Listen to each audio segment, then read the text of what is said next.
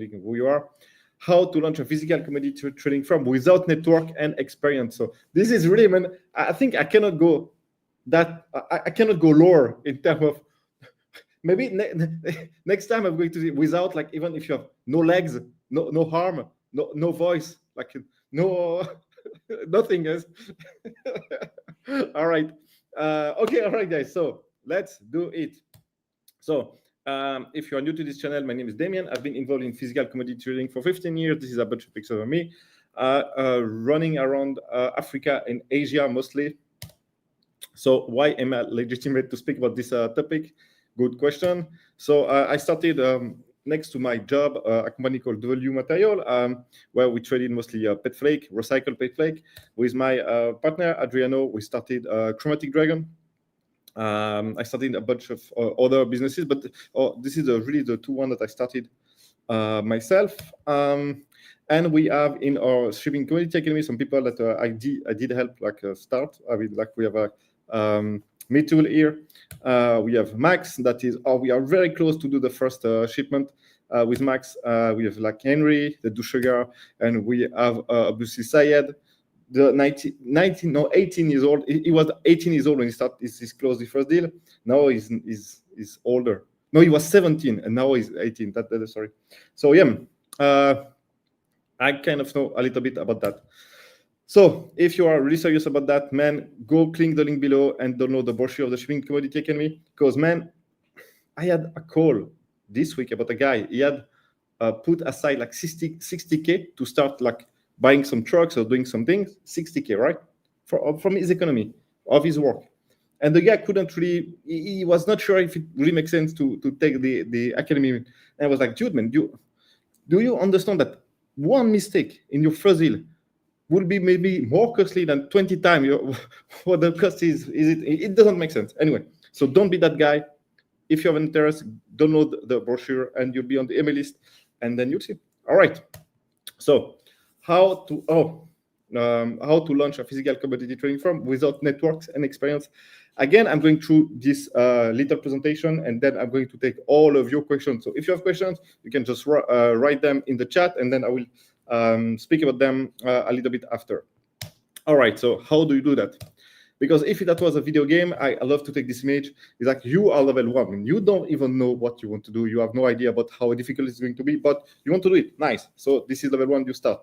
But on the market, there's like other people that are, it's PvP, man. There's a level 12, like me or my friend here, been doing that for years and years and years. So how you, level 1, can you hope to beat like more experienced player in this PvP game? So how do you do that? So good question. And before I jump in, let's just start by re-explaining the basis, because I know that a lot of you guys are quite new to it. So the value provided by a trading firm equal the risk of the transaction. So the value, and it's a really weird way of speaking English, so the value provided by a trading firm on the marketplace is de-risking the transaction. So the more they de-risk the transaction, the more value they provide to the marketplace. So let's take a very simple example. There's a refinery and there's a pump, all right? The refinery needs buyer for their diesel, okay? The buyer is overseas, so they need a tanker to do that. The refinery is, I don't know, it's based in Qatar, in Saudi Arabia, right? The buyer is in Myanmar, in Laos, all right? How the guy in Laos, in Myanmar, would be able to purchase from the refinery directly in Saudi Arabia and organize everything to deliver it safely to his port. All right, how can he do that, man? So most of the time, if you have like little pumps in Laos, man, you can't really buy directly to a big refinery in Saudi Arabia. So you will buy from a trader, all right? So the more difficulty there is to make this deal happen, the more value as a trader. So if you've never really done like anything international, guys, I can tell you everything is difficult. Even paying internationally is difficult. So obviously when you transact multi-millions dollar transaction, Internationally, there is a lot of risk involved. Anything that could go wrong, you don't even know if you can recoup your money down the line. All right. So there is a lot of risk as any international transaction, and most of the people doesn't understand that because they've never done any international transaction. They just go in their shop down the street and buy something from the shop. So obviously, there is less risk when you buy something from your shop that when you need to send $500,000 to another country, like 10,000 kilometers from your company, from your country. All right, so international transactions has a lot of risk. This is why there is commodity traders and they have not been disrupted. So the value that they provide is the level of de-risking of the transaction.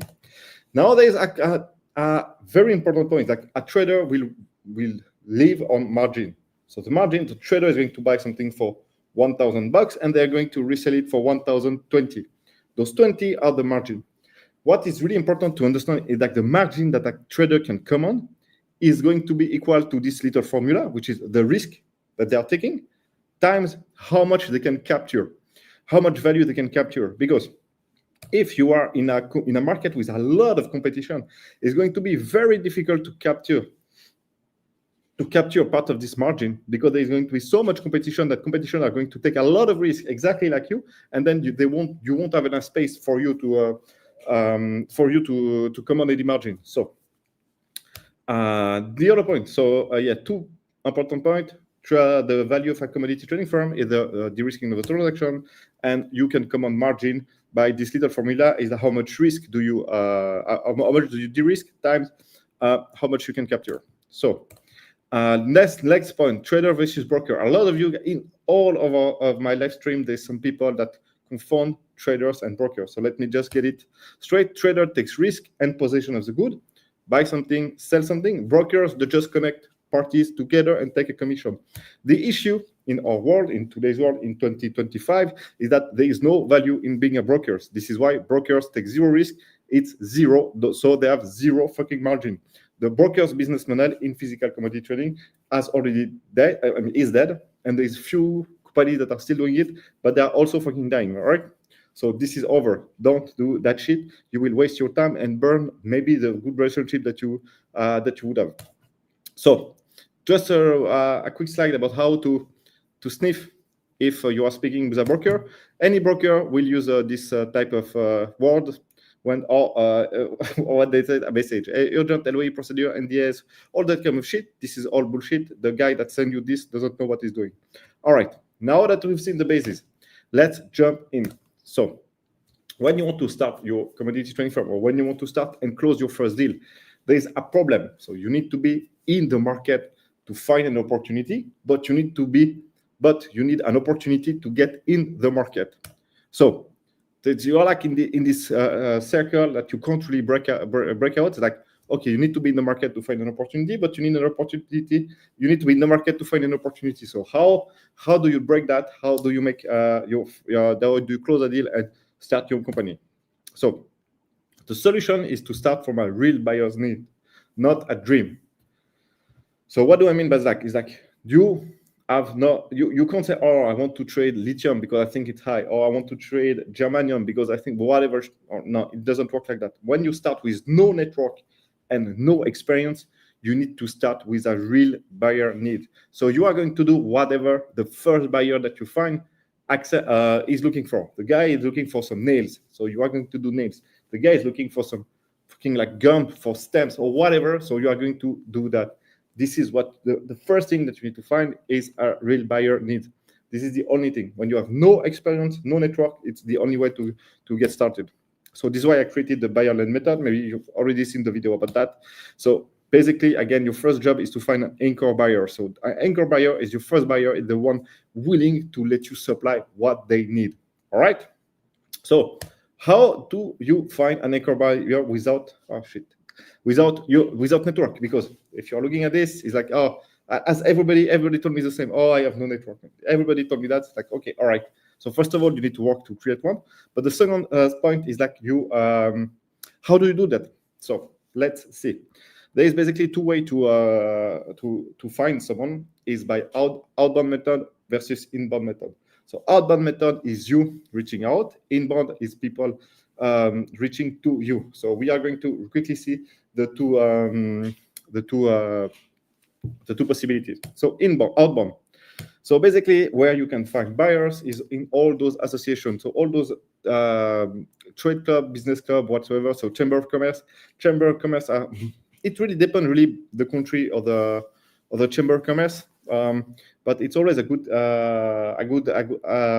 always good to hit them up and just ask if they can be of any help.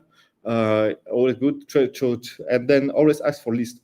Oh, I'd like a list of companies that do this or that do that, right? Chamber of Commerce, Trade Association, the same. If you look at any website, you will I do a little bit of Googling, you will find that there is like a trade association for all commodities, like vegetable oil processor in Europe, cashew nut processor in Vietnam, or if you speak Vietnamese, there is like a trade association for any of those guys, so you can hit them up. Very easy to find a concentrate group of qualified buyer. Business club, conferences, and trade show. Obviously, conferences and trade show cost money to go, but they are the best way to meet real people. So another thing that I've never said, but I mean, now I don't know, man. With AI, things is getting out of hand, so I can share of my tricks. Is that you can go a LinkedIn search, and you just type the keyword procurement manager, commodity, or type of commodity and country. You will find qualified buyer like this, and not people that will ask for LOI, NDA, or shit like this. Like, I mean, you know the drill, guys. So online trade data, obviously, I know Fuji.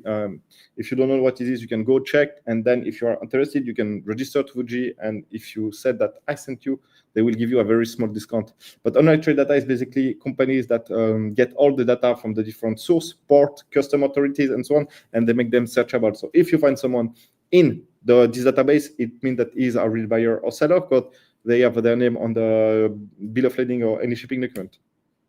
So industry consultant or inspection agency. So this one is also very, very interesting. So I can tell you, man, with like 15-minute coffee with one inspector, or not even an inspector, but like a commercial. So the guy that his job is to sell SGS service, Bureau Veritas service, Cotecna.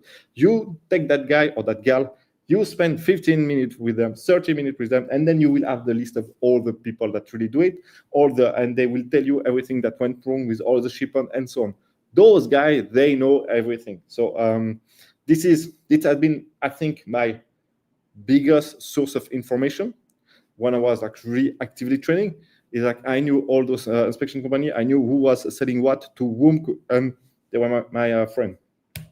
Other things, port and free zone directories.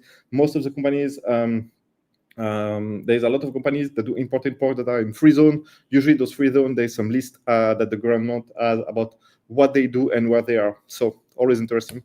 And then another thing, freight forwarder, clearing agent. It's a bit the same as an inspection agency, but I guess they also know who is importing what. So man, if you can tell them that you might be one of the customer, if they give you a bit of information, they would do it. All right. And this one, I guess this is a source because it's something that I use like a lot. Packaging and label supplier. So what I mean by that is like, for instance, if you do, I don't know, like you export sugar from Poland. The sugar is going to be exported in big bags. Those big bags are bags of polypropylene bags of a specific type of bag.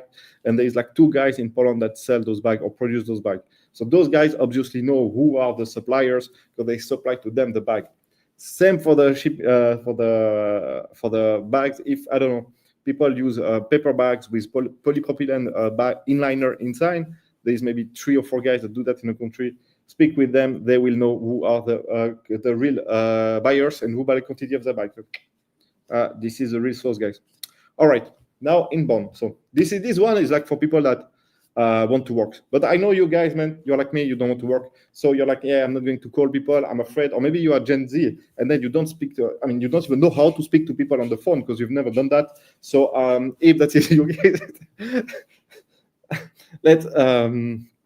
let's speak about the inbound ways. All right, inbound. So this is the fucking best thing that I can do. I've seen only a handful of people doing it and they are crushing it, but it's work that does not actually need for you to call people. So maybe you could do that. So you just start a mini B2B newsletter about one specific commodity or one specific market. All right. And you just Send this newsletter once a week about only one topic. Very, very fucking easy to do. It will maybe take you 4 hours of work per week to send this newsletter, but it will be targeted to extremely qualified people. So there's Darius. This I always take his example because he has a newsletter about chemicals. So obviously nobody gives a fuck about that. Only the people that works in the chemical industry, or for whoever has a chemical fetishist or whatever. So, and he has been crushing with his newsletter. I don't remember how many subscribers, but this is quite a lot, and he's been doing that for years. So he has he was a kid out of university, and just by writing this newsletter, now he has a good name in the chemical industry. So it's quite easy, honestly, to set up something like that. So obviously, how you grow your newsletter and you get qualified buyer, seller from that. So you start your newsletter. First of all, you put like a CTA, call to action, in all your social media outlet. And on the other point is LinkedIn outreach. You are going to outreach to only qualified people. Say, look, guys, I'm blah blah blah. I'm just starting a newsletter about I don't know lead refinery, about the lead market. I've seen that you are trading lead, or I've seen that you're buying lead. You can just subscribe to my newsletter. Subscribing to a newsletter is a very, very small ask, and there's no reason if you write a good outreach that people won't do it. The other thing is that people haven't think, but I spoke with a few guys that have a B2B newsletter, is like you pay ads. You just pay ads on Facebook, Google, Facebook, Instagram, Google, and so on, just to get subscriber in your newsletter. If you do this, you will really become someone known in this industry very, very fast. Because nobody is doing it. All right. Once you have like your newsletter, you post small wins about what you try to do. Like if your goal is to try to make your first deal, post small wins. So you post about the newsletter news, the news, and at the bottom always add maybe some of your wins of you have this week. Oh, I got my first free quotation. Oh, I've got 3 validated sesame supplier. Oh, I visited a yard today. All right, post those small wins, because as I wrote below, real player love doers more than small soccer, right? So if you do stuff, even if it's small, at least you do stuff. So people that are doing stuff will like you more, and they will be way more interesting to reaching out to you. All right. So again, guys, if you want to break into the commodity trading industry, check the first link below. Download the brochure and the Shipping and Commodity Academy, and look at what we have, because I think we have the best in the world at doing it. Anyway, question. Let's get started with the Q&A. All right. Man, guys, I really think that I need to remove this shit here. It's really ugly, man. I need to. It's my mother-in-law, I think, that bought it to my wife, and like, whoa. Anyway, all right, let's look at your questions. Bam, bam, bam, bam, bam. This is the read button, exactly. Like you have no network, no experience, no brain. You really had the button. All right, Damien, you're the best. Thanks a lot, man. Are you going to bid on the? Oh, you're the one that sent me the villa in in Tesla. No, I'm not going to bid this 23 million villa, because it's just too small for me. And I have huge need. So 23 million US dollar or such a villa is just too small. I don't know. Some people can do with small stuff like that. For me, I need a bigger one. Thank you, brother man. What the capital required to start? Okay, if you want to start, honestly, you don't need a lot of capital, but the easiest is to start with at least enough to do the first trial. So if you do something like what Nicolas Maza here on the chat do is like with wood pallet, maybe one truck is going to cost you less than 10,000 euro. So then you would need to have at least this amount to do your first trade. This is what I always recommend, is to have at least enough to do one trial of the product that you want. I have buyer. My issue is linked to supplier. What is? All right. What? I don't know how experienced you are, but some people tell me, "Oh, I have a buyer. Oh, I have this." And then when I ask, they have nothing. They have strictly nothing. So now the question is, how well, when you say that you have a buyer, is like, how well do you know the buyer? Is it your father? All right, in that case, good for you. Or is it like a friend that you know him for like 20 years and he said, all right, Nazik, I can buy from you? Or is it a random dude on the internet that sends you a LOI? Or, well, what is that when you said that you have a buyer? Are you familiar with the export certification like GlobalG.A.P? I'm curious about your perspective on their real strategic role. From what I've seen, many exporters obtain this certificate just to meet buyer requirement, but they don't necessarily implement the actual standard in practice. What's your take on that? All right, great. So I don't know this certification, GlobalG.A.P. Is it a grain stuff? But usually certification, okay, it's like a cartel, but it's full bureaucracy. And yes, most of the people get those certification because they have to, because the buyer, because the Europe is asking for this certification or whatsoever. So this is like a fees that you need to pay, but it's a fees that you don't pay to a mafia boss, but it's a fees that you need to pay to like some organization. I don't know even where they are based. So maybe in Brussels or some shit like this. So yes, most of those certification, I think they are dog shit. But you have to use them in order to export or import. So, and my point is like why they are completely useless is like you need to know what you are doing, right? If you buy something or sell something, or if you buy from someone, you need to know what you're buying. So you shouldn't use like a certification to say, oh, this guy is certified, so it's safe. No, nobody think like that. Just only politicians think shit like this. So. Yo, dude, how are you doing, Mark? Mark, are you the guy from Thailand or not? I've been auctioning grade A plastic scrap with PVC 99 PPP ABS from Fisher and Pickle factory in Thailand. You're the Thai guy, yeah? How can I find benchmark for those prices so I won't be lowball? Yeah, man, it's not easy. Plastic, there was one. Oh. I don't remember the name. That was a long time ago. You know what? Send me an email, Mark. You have my email. Send me an email, and then I will find it.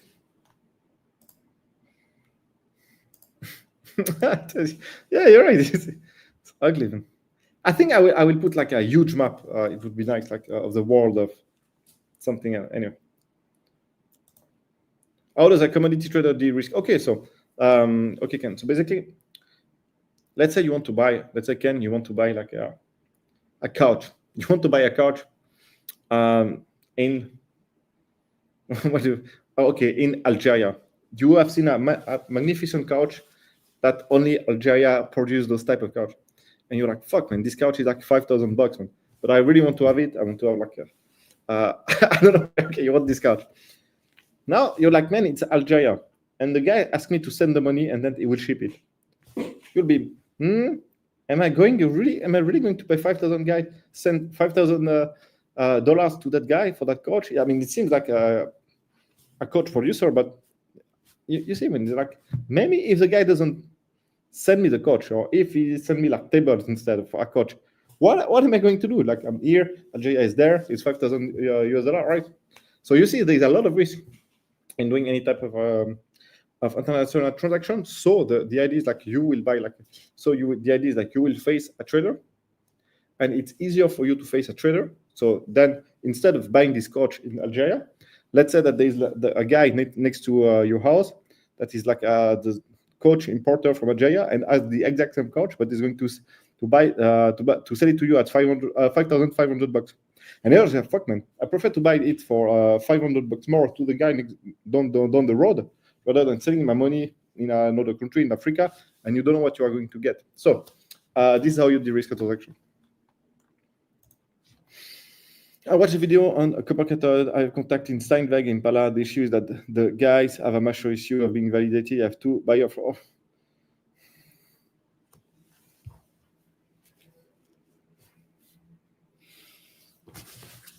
Man, what can I do with you, man?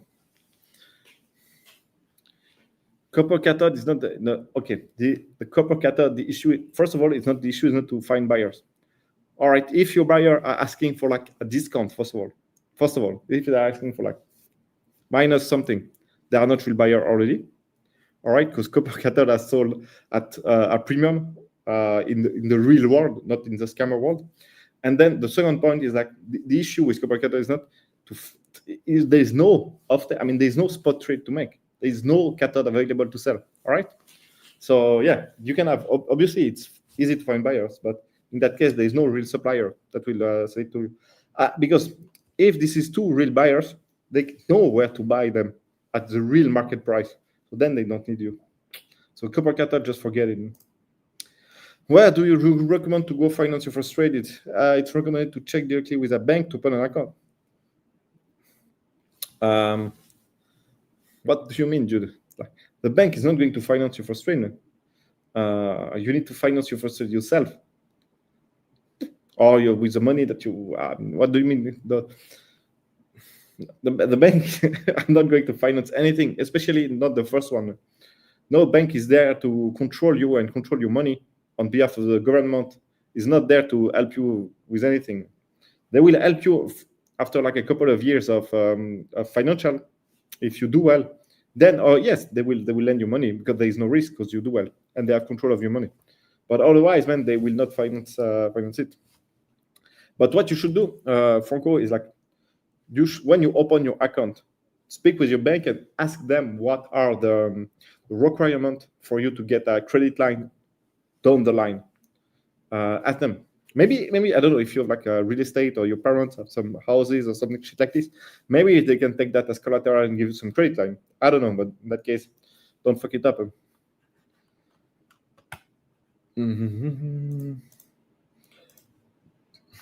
All right. How closely do you monitor geopolitical events that could affect specifically commodity markets or trade flow? What information source do you rely on?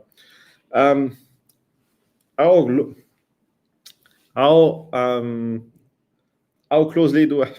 Man, I try not to look at the news because honestly, if your info comes from the news, then you are already cooked. So you need to have better info than the news. So you need to speak directly with the ministry in charge of whatever. So obviously, the problem with geopolitical events is like you kind of know it. I have a view on geopolitical event on a long-term view, long-term horizon, and then I will build asset or place my bet based on my long-term horizon of where it's heading, rather than trying to do something on now. So yeah, but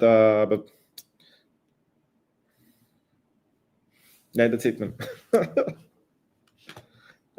Because the source of information is difficult to answer. Is like, because I think most of it is dog shit. So, are you hiring or do you take any apprentice? Yes, I'm hiring, and I do not take any apprentice because most of the time they don't know enough just for my time to be valuable to teach them anything. And yeah, I'm only hiring people inside the Shipping Community Academy. So, yes, you're the tiger, yeah. I just watched your video and saw that you're setting up a new trading desk for anti-money. I'm curious, how do you build a team if not based in that country? Do you usually travel there? Yeah. So basically, I'm traveling there. Of course, now I've made a big shift the last few months where I will rehire like everybody, and everybody's here with me in the office. We are actually with the new guy. We are looking at another office to expand. To have a bigger place for more team members that will join us. I guess this end of the year and the beginning of next year. So and yes, and how do I do with the country? I travel there, or I have partners that I know that are theirs, and my partners also have skin in the game. So that means I don't finance all. I stop finance everything, and then they just age out of the media desk. So then they have no skin in the game, and when shit hit the fan, they disappear. So yeah. So yes, I travel. That's why I travel that much. Do you have any tips for managing it remotely? What do you mean? A team? I think it's very difficult, man. I tried to do that like for 2 years, and I think I had like my results are very, very bad. So I don't know. I have no good tip for that. Any advice to? All right. This is the only thing about remote. If the people that you hire are senior and they know the job, they already know everything, then it's not a problem because I mean, you don't really need to manage them. But if they are juniors, man, then they really need to be next to you. Otherwise, it's a waste of time. Any advice to mine and mineral producer? Man, any specific advice to mine and mineral producer? Yes, just mine. Okay, just mine and process the product, and don't try to trade. Don't try to do none of that. And I can tell you, is like if you look at one of my video, I interviewed a guy that is called Stefan Grobler. Stefan was a student of the Shipping Commodity Academy. He worked at Steinweg, then he worked from Steinweg, he could jump in a coal trading role. He was coal trader, and now he's partner in a company that developed mines. And he told me, man, look, when you mine, and you're profitable, you don't need to do shit like going to trade and don't do that. Just sell X mine. Some traders will come and buy the shit. So that's what he recommended me. Kerosene. Hello, Damien. Do you gather information? How do you gather market information in local niche market where people rarely use third-party inspector or industry consultant? Yeah, I spoke with the people that do that, man. That's the only thing. You speak with the buyers, you speak with the sellers, you speak with the people within the supply chain. This is how you gather information, man. There's no magic trick. Another thing that you can try to do, but if you can find, is like try to find people that used to work in those markets. Now, sometimes with LinkedIn, you can kind of have try to find people that used to work in those markets, speak with them. So this is how I would do it. And I would also, and once you have like enough contacts, you need to travel there and really get information really at the source, at the origin. Daniel, greeting. Soon I'm going to be at your academy as a student. Man, we are all waiting for you, Guido. All right, Sasha. Hey, I'm from Geneva, doing my last year as a gymnast. I would love to work in the commodity industry. Would you recommend the master degrees of commodity trading in the University of Geneva? Man, the problem with this master is like, it's not that I don't recommend it. It's like you need to already have a job to to apply for it. That's the issue. One of my I hired a girl called Cynthia when I worked at Getty Trade, and then she did the master. But she worked for me for like 2-3 years, and then she applied for the master, got in the master, and then got in Vittel thanks to the master. But she already worked there. She already have quite substantive. I mean, she worked for me for like 2 to 3 years, so she knows her shit. So this is why the problem with the master is like you need to get a job in order to get the master. So and regarding the quality of the master, I think it's quite useless, because what you are learning is quite theoretical, but the fact that you need to work and it gives you a network, it's useful. Why don't online marketplace work commodity markets? Is it end-to-end control or visibility? No, it's because people don't really. All right, okay, there's a lot of points why it doesn't work, but I can give you like 2.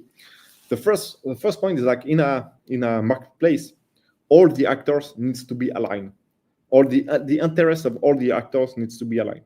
For instance, if Uber, all right, you can rate the Uber driver, give it a 5-star if it was a nice guy, 1 star if it was a hassle, and then your Uber driver does the same with the client, give 5-star if he's a nice guy, 1 star if he's an asshole. Okay, so because all the interests are aligned. Now let's take the same and then put it in a term of commodity trading. If I'm a buyer, I find a supplier. The supplier is like top quality and the price is really, really good for the quality that he has. My interest is to put 0 star to that supplier and say, man, this guy is a fucking is a horrible people. This company is horrible. They stole my money, blah, blah, blah, blah, blah, blah. So then no other people would buy from him, because once you find a good source, you don't want other people to buy from him, and then he doesn't have enough product for you. All right, so the interest and all the people on the platform must be aligned, and this is not the case in commodities trading. Another problem is there is a lot of risk. If you remember what I've just showed at the beginning of this session, I said that the margin that you can command is the risk times the capture of that risk. And the problem is as a marketplace, you don't take any risk. You just show people, and actually so there is no value in that, because the real players knows the other real players. the market is not that transparent. The market is really transparent. So if you are like active in one specific commodity, I'm pretty sure that you know all the suppliers and you know all the buyers. I mean, in the region or something like this. So you don't need a marketplace because you know all of them. So the marketplace, if you think that this is for discovery, then it's not a good answer. And then another point is like most of the commodities market are oligopoly. So that means that there's like 3 companies or a handful of companies that do 80% of the market, and then a lot of small ones that do 20%. And in those markets, the big one, why would they come on the marketplace? So then your marketplace won't have the access to the big guy. So then it's already not complete. So yeah, a lot of problem.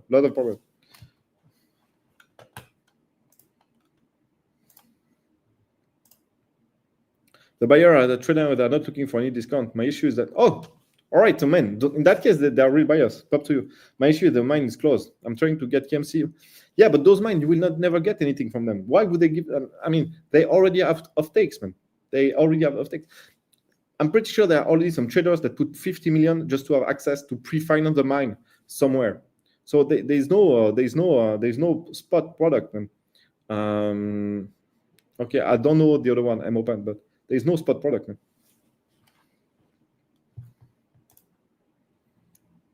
Yeah, all right. So the trade house that do base metal, they're not looking for the mine, the difficulty. Yeah, you won't get any product allocation. That's what I'm trying to do, man. And I know, man. Look at Mercuria, what they are trying to do right now. They are paying like massive amount, like for small mines to get offtakes of copper, because there's no spot copper.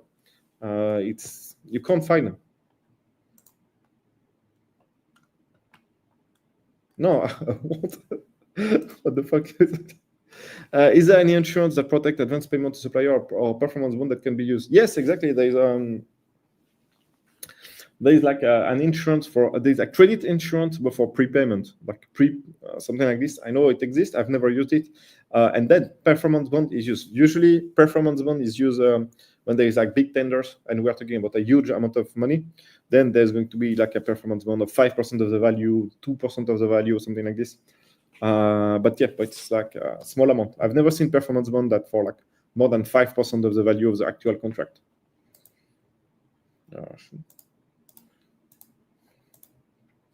What do you think about the future contracts? Do commodity traders use future contracts? Yeah, commodity traders use future contract. Yes, they use it a lot actually. And I don't use it because I purposefully don't. I don't think as a small niche trader you should be in a market that needs you to be edge. Otherwise, it's already it doesn't make sense. How much time do you spend on market analysis versus relationship management or deal execution? Good question, man. Market analysis, I think I can spend like 1 second. Like you open the graph.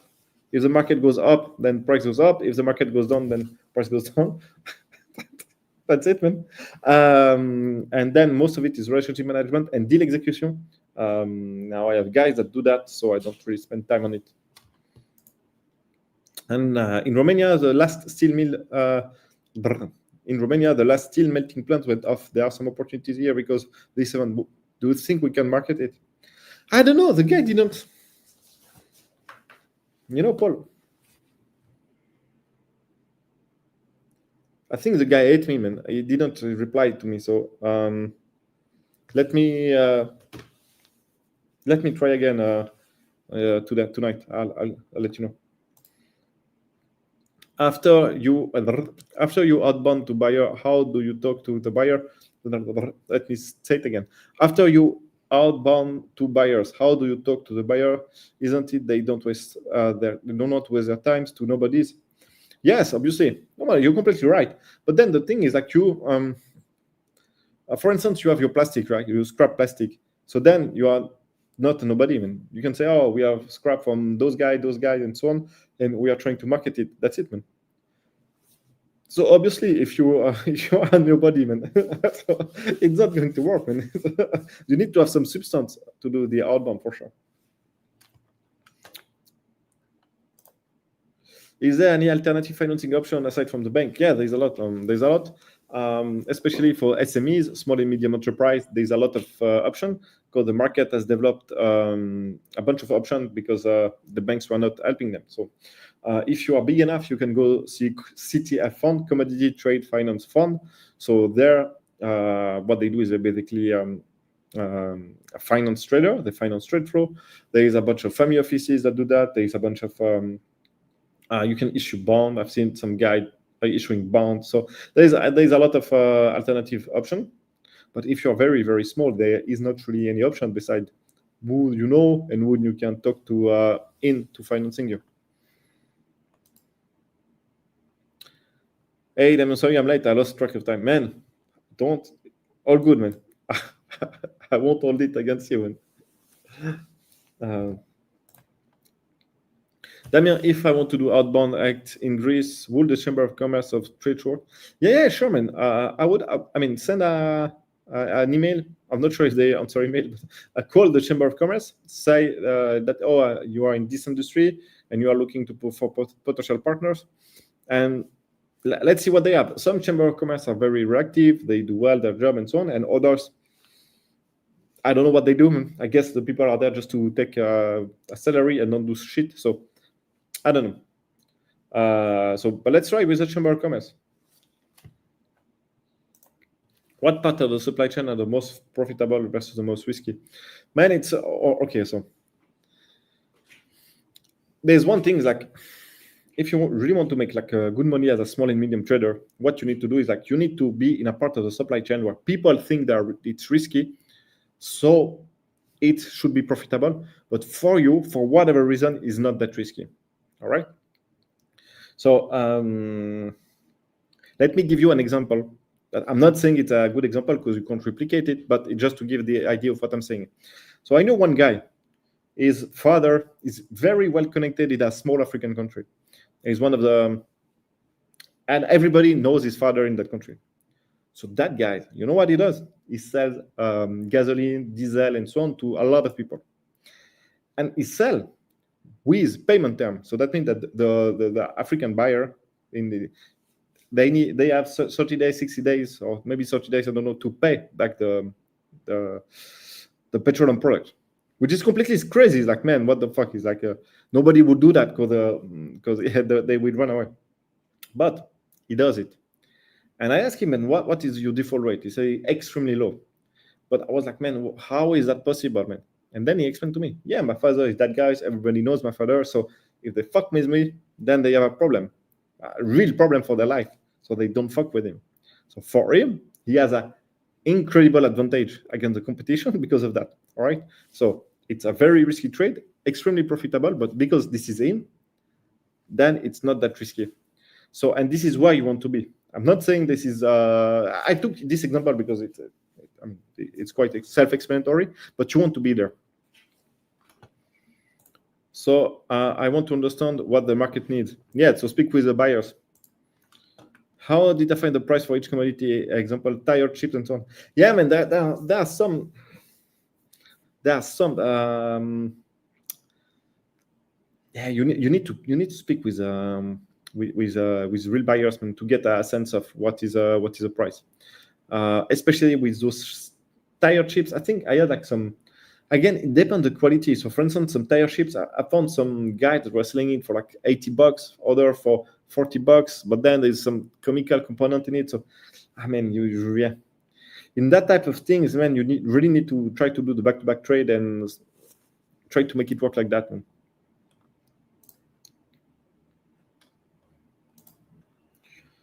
Allowing God, do you have contact with that? Yeah, of course, but why would I give it to you? Thanks, Amir. All right, guys. So that was a very, very nice live. Again, thanks everybody to be here. Next week I'm in Dubai, so I won't make a live. But in 2 weeks, I'll be here. And then, guys, let in the comment below the video what you want me to talk about, and I may choose a topic from that list. Anyway, ciao. Have a good Sunday.